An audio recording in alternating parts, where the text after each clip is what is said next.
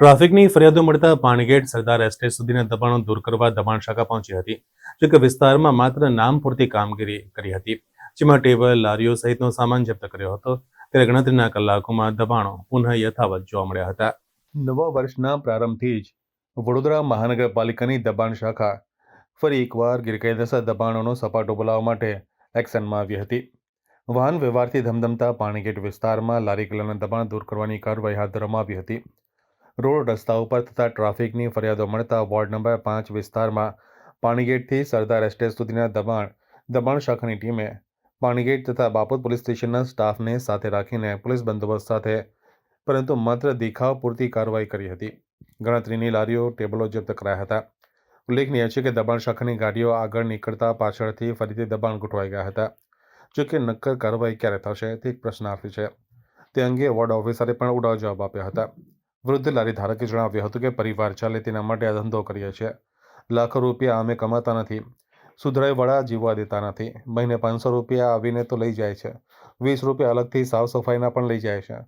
તમામ પાવતી હોવા છતાં પણ હેરાન કરી રહ્યા છે. ગયા વખતે પણ લારી લઈ ગયા હતા. 3000 રૂપિયા ભરાયા. ત્યારે મારી લારી ઘરે આવી. મારે લેવાનું શું એની અંદર? કેવી રીતે અમે ધંધો કરીએ? અમારું મન જાણે છે. કોઈને તકલીફ થાય એ પ્રકારનું અમે કંઈ પણ કરતા નથી. રોડ પર અમે લારી મૂકી રાખતા. છતાં પણ શા માટે અમે તકલીફ ભોગવીએ છીએ તે એક પ્રશ્ન અમને સમજાતો નથી. એ ફરીવાર એની કાર્યવાહી એ પ્રમાણે કરવામાં આવશે. એ સમય પર સૂચના પ્રમાણે કાર્યવાહી કરવામાં આવે છે. તમે જોયું ને, તમે કામ કરી તમે જોયું ને. મારી સાથે પલટીને પાછળ બધા દબાણ લાગી ગયા છે સાહેબ.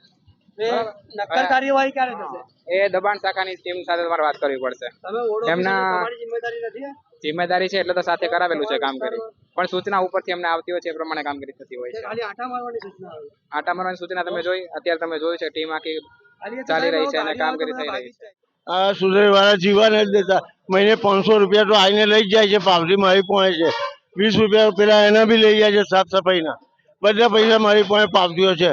તોય હેરાન કરે છે. બોલો હવે શું કરવાનું? આ ગઈ વખત લારી લઈ ગયા હતા. 5000 રૂપિયા ભર્યા ત્યારે મારે ઘેર લારી આવી.